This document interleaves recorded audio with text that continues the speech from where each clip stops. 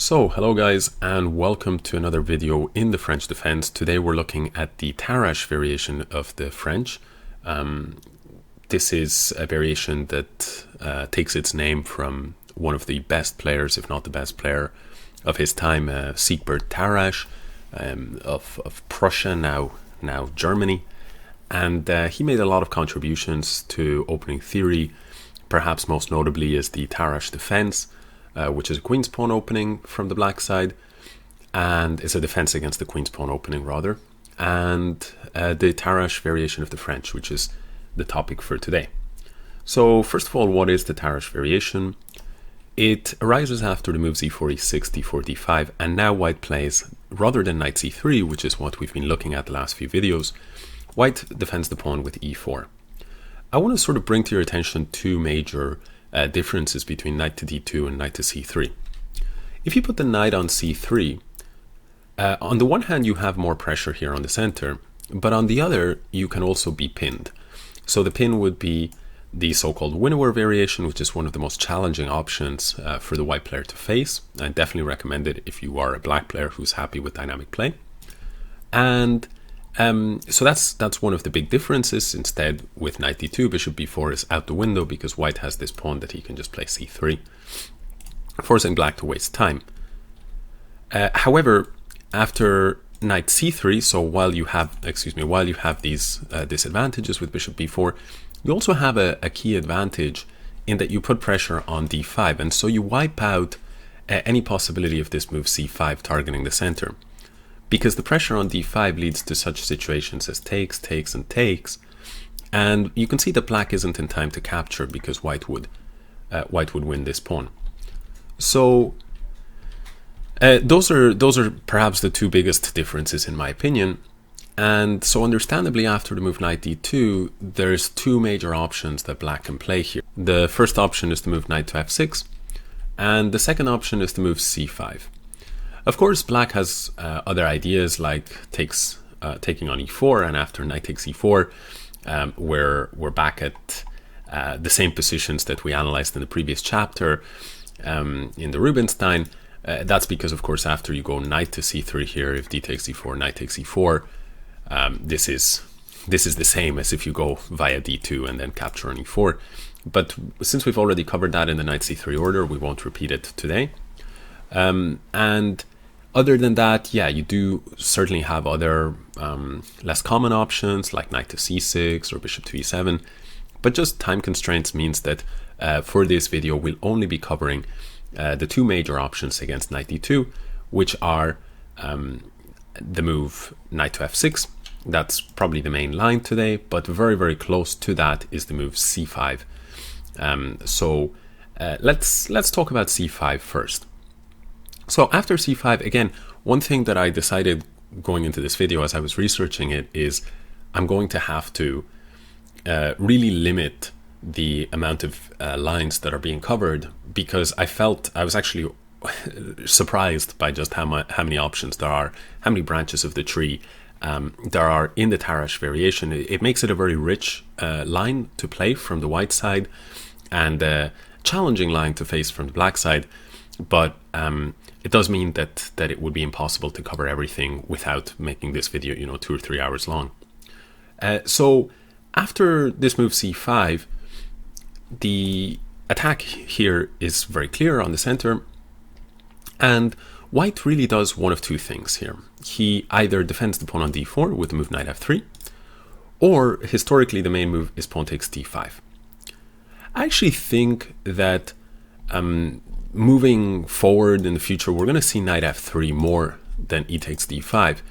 And the reason for this is I think that e takes d5 is not really a major concern for black French players. So there are two ways to play. There were, in Karpov-Korchnoi battles, I believe many times e takes d5 was played. This possibility of recapturing with d5 is the secondary variation. If you're a fan of IQP positions from either side, this is maybe a nice position to aim for. Basically, after white develops his knight, black also develops his knight, white develops by pinning. Black plays bishop d6, and only after black commits to move the bishop does white capture here on c5 to sort of force the bishop to move twice. Then white will castle. Black will play knight e7, supporting c6 and d5, as well as preventing any kind of checks here, uncomfortable checks, because he lags a little bit behind in development. White then typically goes knight to b3, striking at this bishop, forcing the bishop to retreat.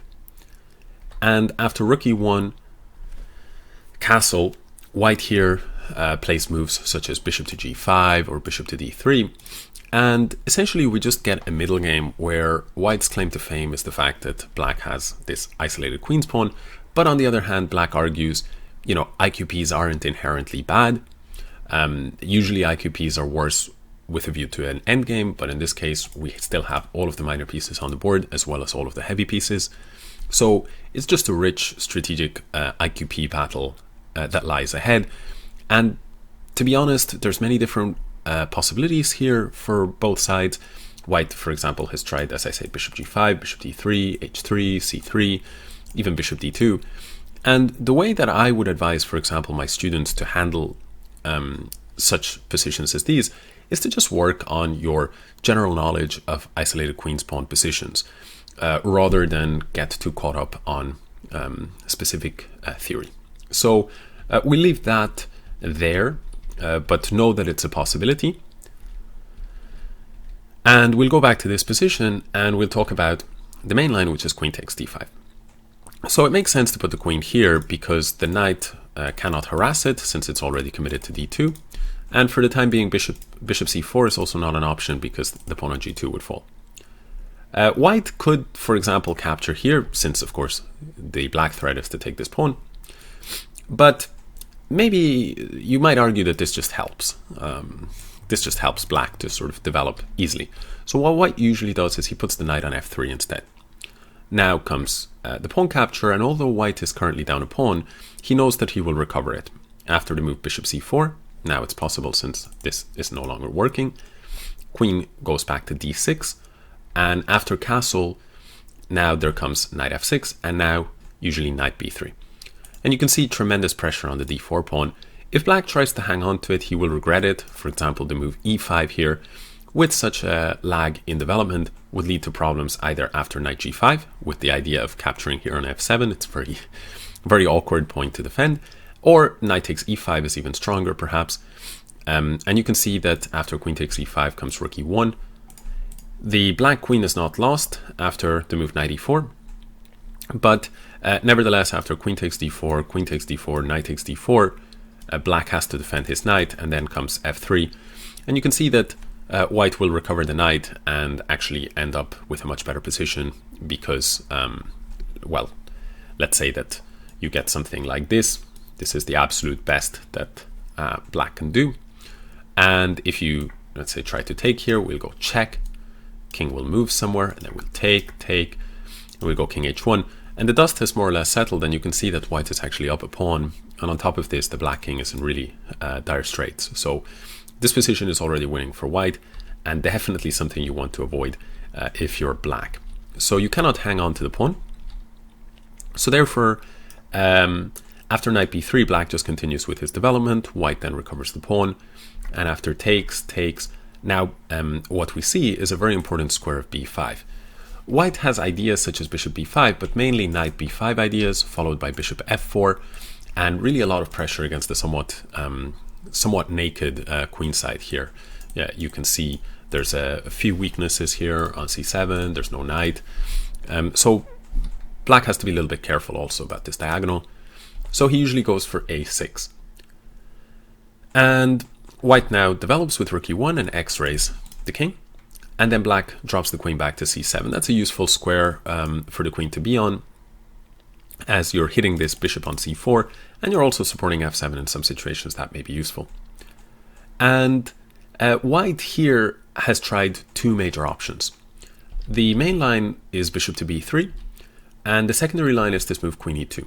This move queen e2 is quite a tricky move, because, for example, if black were to play, let's say, bishop, well, maybe even a better move would be something like bishop c5, and we go, what was the move?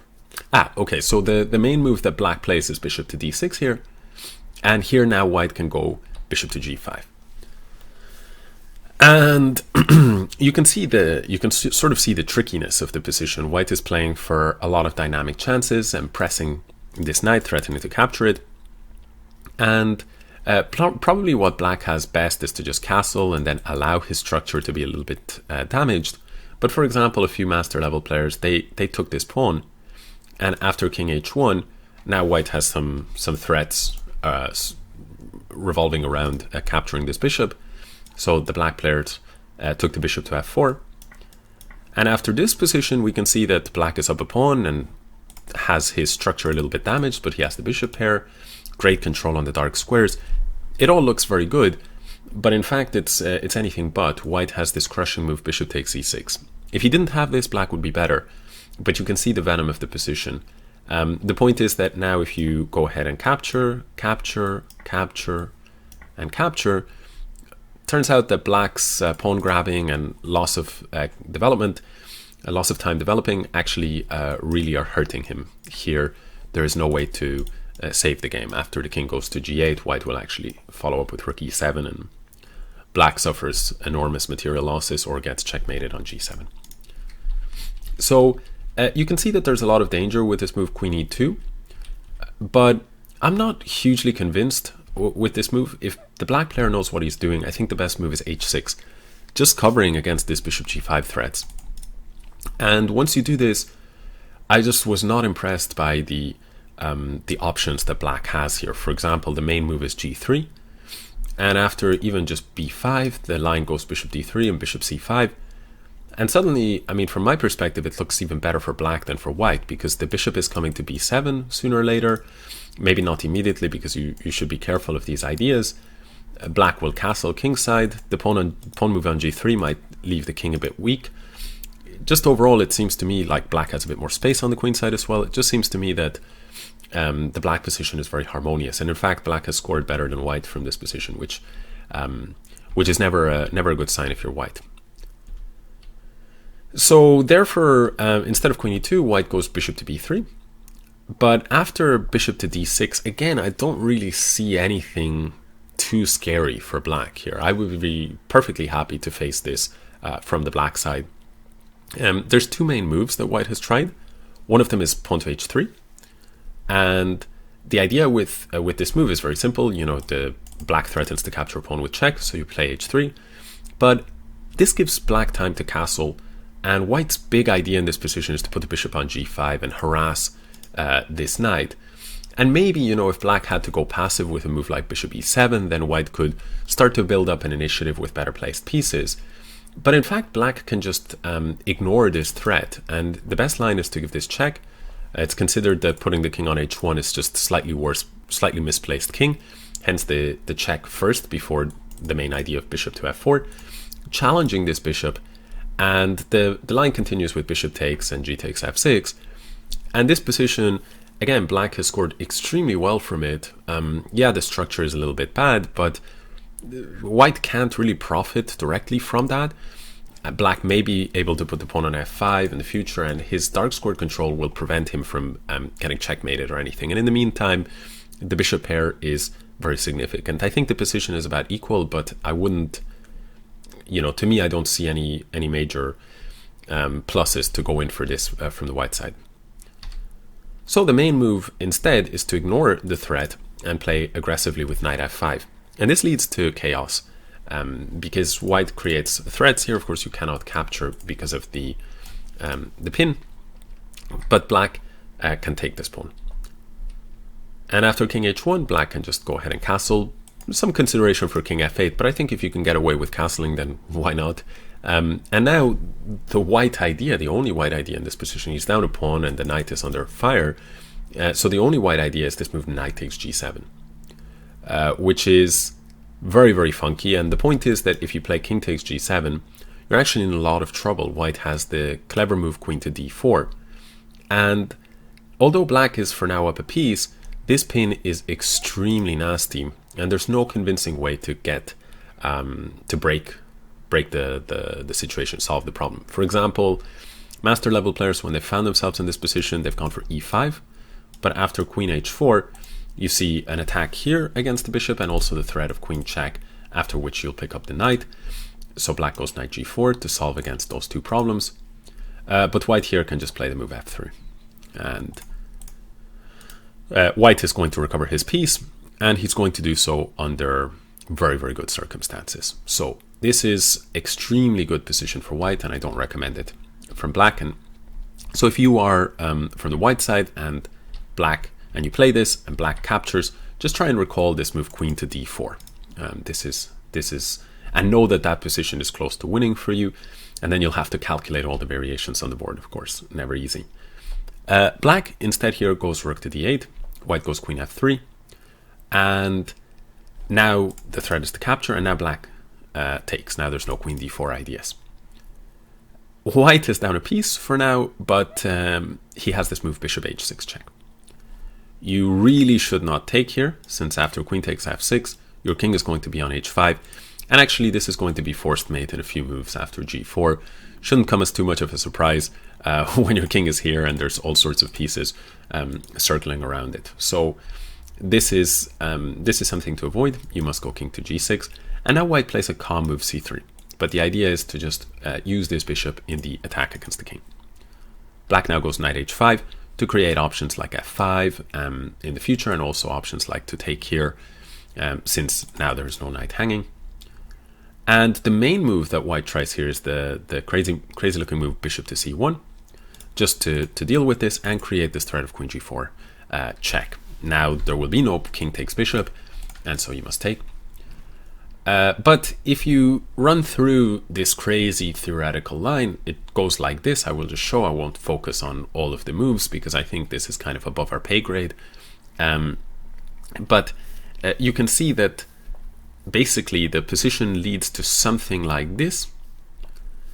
And in the end, you get this double rook and bishop endgame where white can take here, king g5, rook h7, bishop b7, some kind of position like this. And although for now white is up a pawn, the pawn on g4 is probably going to fall.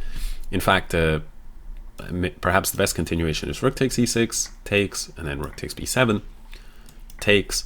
And here you do not want to take here, because after king takes g3, you're actually getting checkmated. It's a kind of a funny one. So you should do something else like king g1, for example, king takes g3, and king f1, just to escape those mates, king f3, king e1, and then something like b5. And so the dust has settled. We're on move 36. Only serious opening theory nerds need to apply for these kind of investigations. But the point is that actually, from a theoretical standpoint, it seems like the whole line is really good for, it's like black is in really good shape, theoretically.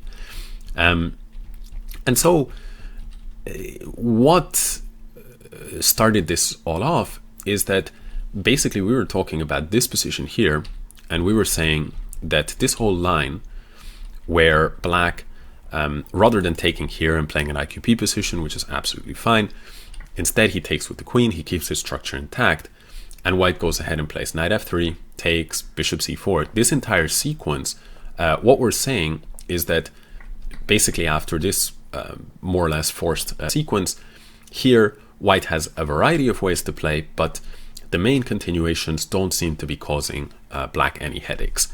The move queen e2 we saw can be dealt with this move h6, just dealing with bishop g5 threats very effectively.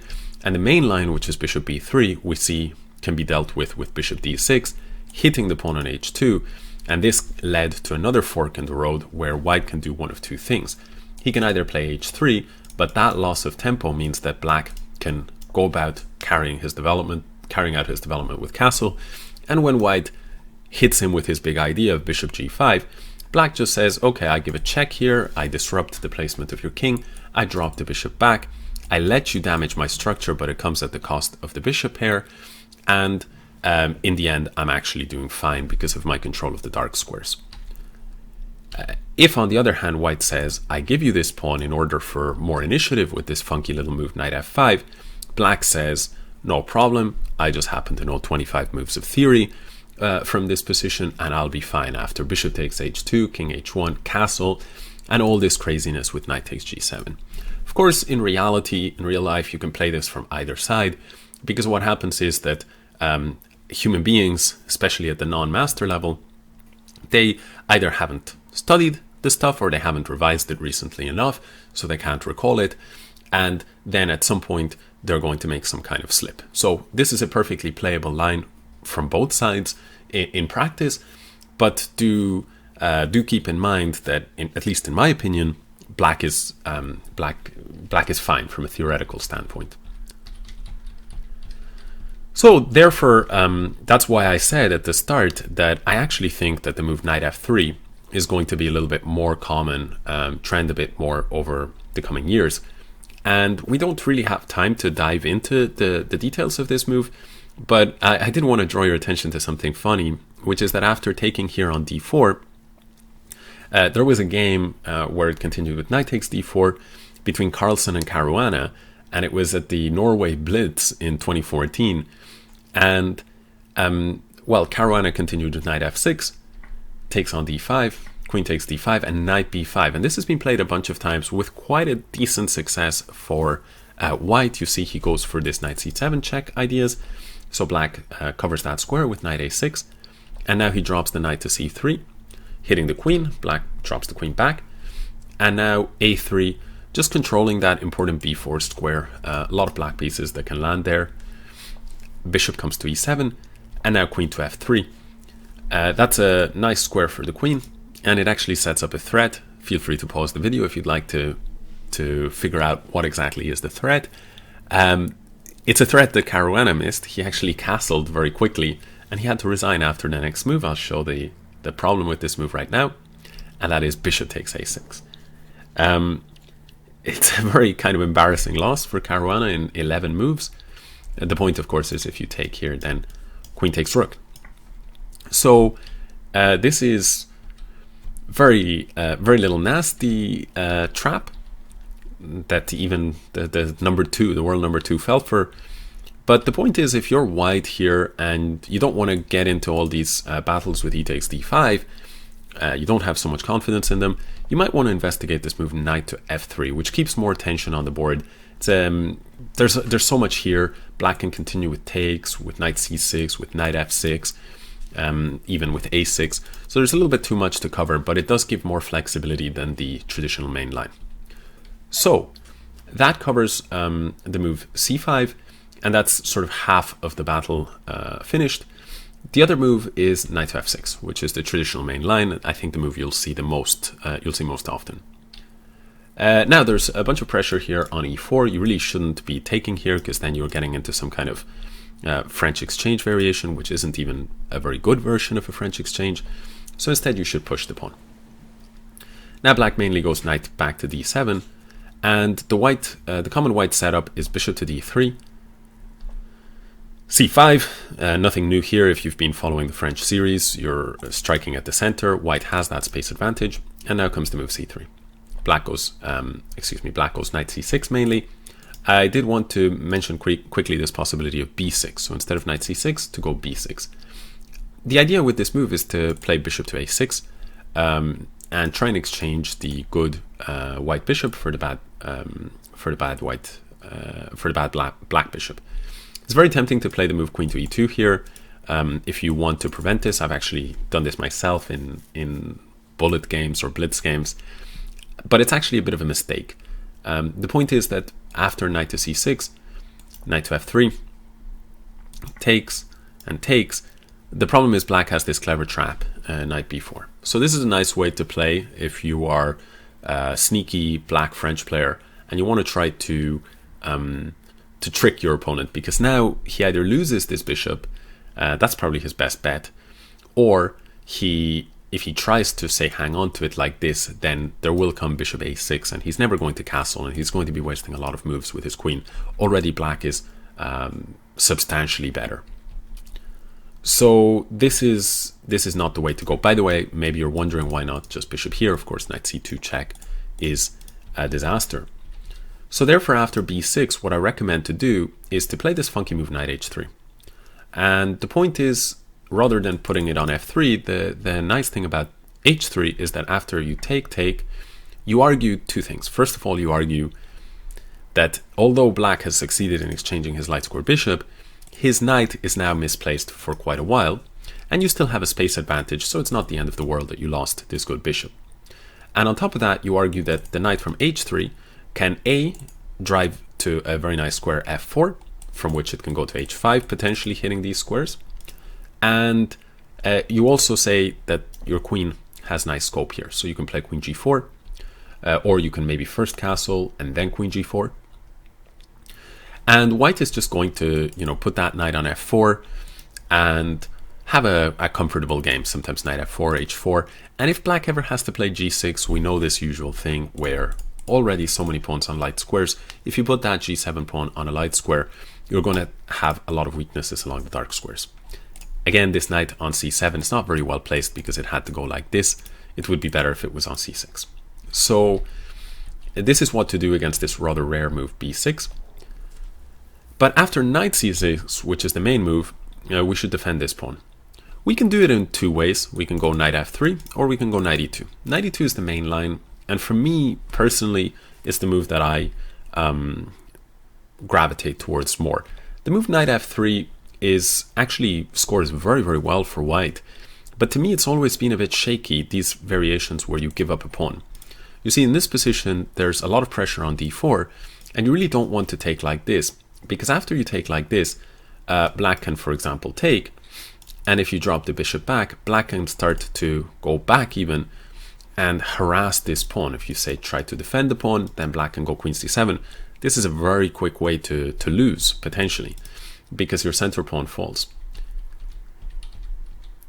On the other hand, you cannot play knight b3 because of the pin here, c4. You'd love to be able to play knight b3 if black had nothing better than bishop here, let's say, but unfortunately c4 is a big problem. So what white actually does is he castles, and he lets black capture this pawn, capture multiple times, and then he plays the move knight f3, and he argues after the queen retreats, he argues that with moves like queen a4 or sometimes even queen c2, he has a nice development lead, and he has the possibility of creating a lot of tricks and traps against the enemy king, which will probably castle kingside, since you really don't want to be castling queenside.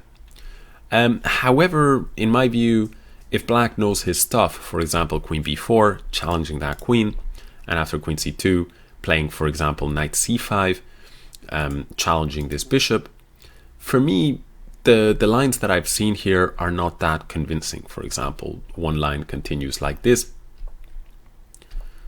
And, I see this position, I'm thinking to myself, white has compensation for sure. And in a practical game, I think this is a nice way to play. But I think you need to do quite a lot of study to be confident in playing a pawn down in this way, and knowing that you're not going to just allow your opponent to consolidate, finish his development, and then just cash in the extra pawn. But this might be more a question of my bias coming into it. My own style. I don't like to gambit pawns unless I'm pretty certain that I have enough for it. But it's also the fact that the move knight e2 does score quite well for black. For white, it is a very reliable option. So maybe why take the risk of a pawn gambit? But if you like to gambit pawns, definitely knight f3 is the way to go. With knight e2, the benefit is that if now black goes queen b6, you have this move knight f3.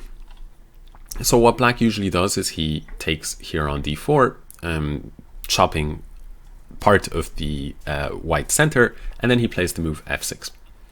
And again, hacking away at that center, because with white's space advantage, you just cannot let that be, you cannot let that sit forever. For example, if you go bishop e7 or something like this, you just, after maybe knight f3, you play, let's say, castle, you just give white too easy of a game. Knight will come to f4, and you're probably going to get attacked, and it's going to be a bit difficult for you to complete your development because you're so cramped here. So, let's say that you started with something like this to try to develop.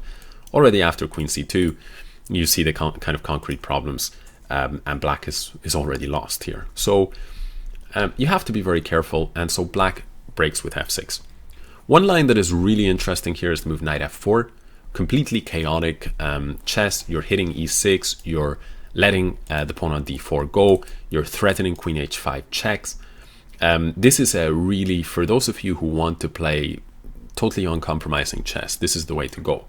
After knight takes d4 comes queen h5, king e7, and now you can either take, or you can even play this knight g6 check. Black must take, then you take here. Black can take in a variety of ways, but usually takes with the knight. Then you take here. Then black usually defends this pawn.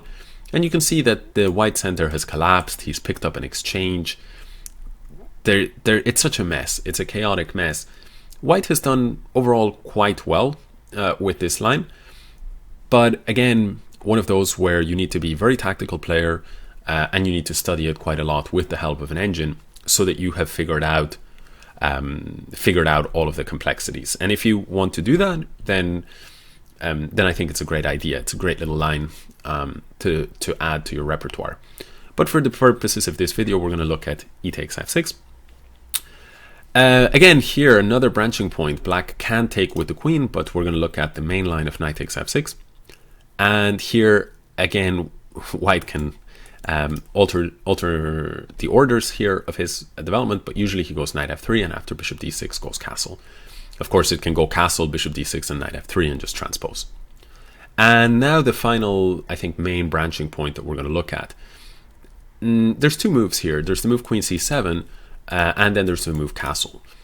In order to understand the main line of queen c7, we should understand the move castle. Basically, the point after castle is, you see these pawns for black are on light squares, and so a lot of the white strategy revolves around control of the dark squares, importantly control of this e5 square, in order to keep this bishop locked in and keep this pawn kind of semi-backward to then target it in the future. So therefore the move here that is the main line is bishop to f4, challenging the best black piece. After bishop takes f4, knight takes f4, black usually jumps in here to e4 with a discovered attack on the knight, and white defends that knight. Black generally goes knight to g5 here, and after a series of exchanges, white has two interesting options. He can actually go for the funky move bishop takes h7.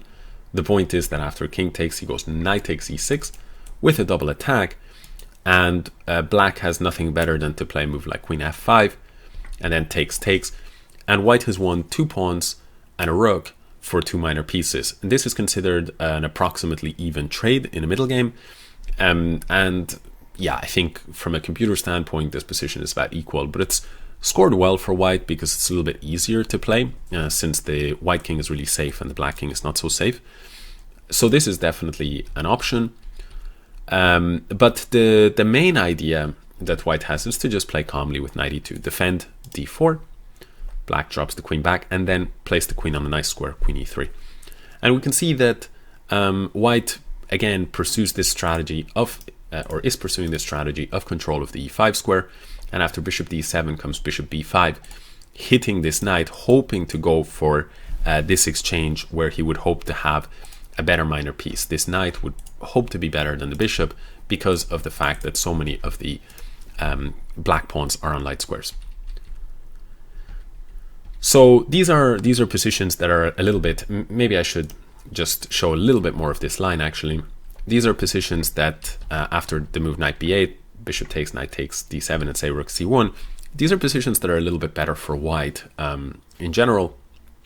But at the same time, the reduced material means that black is only fractionally worse. And this, I think, is a common sort of theme of the Tarrash variation of these 92 lines in the Tarrasch, where white is always a little bit better, doesn't risk so much, in my opinion, and black has to be quite precise in order to not lose. I think that these positions are just a little bit unpleasant for the black player, and I actually, to be honest with you, I feel that the sort of classical response to the Tarrasch, which is to play this move knight f6, I feel like this is a little bit more suffering in general for the black player than if they go c5. That's my own personal perspective. I think with c5 you have to know a lot from both sides, but I think that it's easier for black to equalize if white isn't careful, and it's a little bit more challenging for white to deal with the sequences. In my opinion here, if white goes for the main line with bishop d3, c5, and c3, then we can show how the main line typically goes. It's all of this that we've already seen. f6, we exchange, knight takes f6, knight f3, bishop d6, castle. And here, as I've said, if you go castle, then I'm going to go bishop f4, exchange these dark squared bishops, and then I'm just going to rely on the fact that my pawn structure is a little bit better. If, on the other hand, you play the move queen c7, which now we understand the point is to avoid the bishop coming to f4, then white still has an idea of challenging this bishop by playing first bishop g5, and after castle, the main move goes bishop h4. This is a maneuver worth keeping in mind. Black goes knight to h5 here to prevent that idea, and now white goes queen c2. One of the drawbacks of going knight h5 is that the pawn on h7 is weak, and this is another thing to keep in mind if you're a French defense player or if you're playing against the French, is the fact that in the absence of an f-pawn, black only has 2 pawns in front of his king, whereas white has 3, so the black king tends to be a bit more vulnerable. White here goes queen c2. Black plays h6. Important to note that if you go g6, white can actually take you here, and if you take, this knight is hanging, so you better defend it, but after knight g5, you are in serious trouble here. So that's a very important little trap to keep in mind, stay aware of. So h6 here, bishop check. Again, it's kind of similar to when we saw this check first and then dropping back earlier in the video. Here it's a check. The king on h8 is considered to be worse, and now we go bishop to g6. And here this position is a little bit dangerous for black. He can, for example, go back if he wishes, but after bishop g3, now we've got this successful exchange of bishops, and white has a slightly safer king, slightly better pawn structure, and it's just comfortable play for white. Alternatively, black sometimes goes knight to f4, but after knight takes f4 here, bishop takes f4, white again gets in his move bishop to g3. So you might be asking, well, how can I prevent this attempt at a positional squeeze? And the black players do rely on one possibility here, which is the main line. And it's a move that whether you're white or whether you're black, you have to be aware of this possibility, which is the exchange sacrifice on f3. So rook takes f3. Now white can absolutely capture here and say, well, I'm down, I'm up in exchange, yes, my structure has been ruined, and yes, you'll be able to take this pawn on h2, but after, let's say, a move like king g2, in fact, white has argued his case pretty well. Basically, the line goes check, since this bishop, this knight is under fire, knight takes, queen takes f4, and now bishop g3. It's a very important move as it forces black to correct the structure. On the other hand, black can actually scoop up another pawn here, so white will have 2 pawns for the exchange. But I'm not that confident about the black position because of the lack of development here. So there are some funky moves, even like bishop to e8, where this knight is under fire and you cannot play bishop d7. And certainly I know who I'd like to be here, and that's the white player. So that's one potential way of handling things, but if you don't want that kind of chaos, you just take here on h5.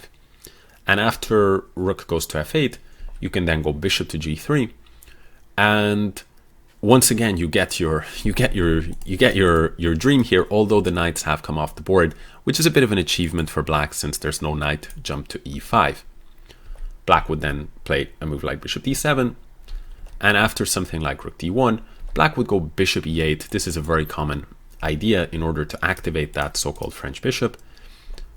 White usually keeps them, but after a move like bishop f7, we get a position that I think is kind of a reasonable achievement here for black. Basically, it's a situation where white has a slight advantage because of the better pawn structure, but on the other hand, the exchange of those kingside knights has been beneficial for black. It would be a much worse situation for black if this knight was, say, on f3 and was able to punish on the e5 square. If you, for example, switch this knight to f3 and put this bishop here on b5, then you could get that real problematic situation where white would take on c6 and then would jump onto that e5 square and would really torture black. But you don't have that set up. So although you're a little bit weak here and that pawn can be targeted, it's not like the white position is also perfect. You know, white has this problem here and the knight is a little bit passive. So I think it's a slight advantage for white, but nothing more. So that more or less concludes this coverage of the Tarrasch. Probably has been quite fast and maybe difficult to keep up with the variations. I'd love to know. Let me know in the comments or by private message what you guys thought of the tempo of this video. But I wanted to try to sort of show all of the or some of the main ideas in the major variations, and it's just the Tarrasch really took me by surprise by just how much material there is to cover. So also the other thing that I've been thinking as I've been working on this material is that this format of trying to be side agnostic, right? So in other words, looking at it from the white and from the black perspective rather than the repertoire format is maybe a little too ambitious, in the sense that, you know, when you're trying to cater both for the black side and for the white side, it just means that there's more lines to examine. So that's another one that I'd be very curious about. Are you guys happy with this idea, this format of covering it from both perspectives, or would you prefer to see it just as from the black side or just from the white side, more like a repertoire? Of course, for this series, I'm not going to change it, but I'm leaning more towards making it only from one perspective in the future, more repertoire style. So in other words, maybe make a whole series about how to play against the French, which I actually already did. It's a series called Win in the Opening as White with the French advanced variation that I made some time ago. Or you could make it from the black side, right? So play the French defense and then just a repertoire series there. So let me know your thoughts there if you would like. Other than that, I hope you've enjoyed this crazy look at the Tarrasch. Just suppose a really quick recap. The point here is that black has two major options. The first is this idea of c5, which can lead to either IQP positions here, which are very rich, or can lead to this madness where I feel that actually black is doing quite well. As long as he sidesteps all the little tricks that white can have, I think he's in great shape. And besides this, there is the main line of knight to f6. And here I think that white can press black a little bit more with these ideas of bishop d3. And when black does go for exchanges here, it's going to leave him with a very unique structure with these two pawns here and these two pawns here. And that's going to create positional problems for him on the e5 square with that central structure, and sometimes tactical problems for him with these two pawns on the king side, as well as, of course, this bishop being a bit limited in scope. So those are my views. Hope you've enjoyed this video, and we have at this stage only 2 more videos to go. We'll be covering the advanced variation in the next chapter, and after that we'll close off the series with the exchange variation. So hope to see you there.